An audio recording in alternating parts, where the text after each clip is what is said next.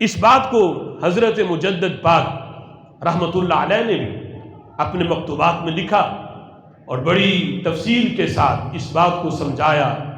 رب ذوالجلال کا فضل ہے، آج وہ لوگ جو اپنے آپ کو سنی کہلواتے ہیں لیکن وہ اپنے اسلاف کے نظریات سے ہٹ چکے، آج کوئی سنی کہلوا کے رسول اللہ کے کسی صحابی پہ تان کرے تو اسے پہلے سوچنا چاہیے کہ جنہوں نے اہل سنت کا بیج بویا اور صحابہ کے جو نظریات تھے وہ برے صغیر میں پہنچائے، ان میں ایک نمایاں نام حضرت مجدد الفسانی رحمۃ اللہ علیہ کا ہے۔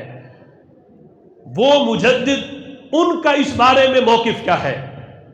آج سنی وہی ہے جو حضرت مجدد پاک کے نظریات پہ ہے، جو اعلیٰ حضرت امام اہل سنت کے نظریات پہ ہے، جو حضور سیدی داتا گنج بخش علی حجویری کے نظریات پہ ہے، جو حضرت بابا فرید الدین گنج شکر کے نظریات پہ ہے، جو حضور سیدی غوث اعظم رضی اللہ تعالی عنہ کے نظریات پہ ہے۔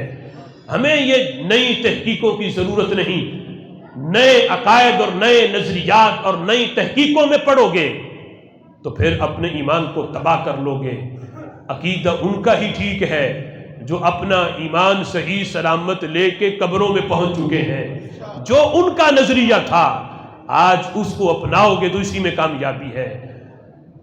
حضرت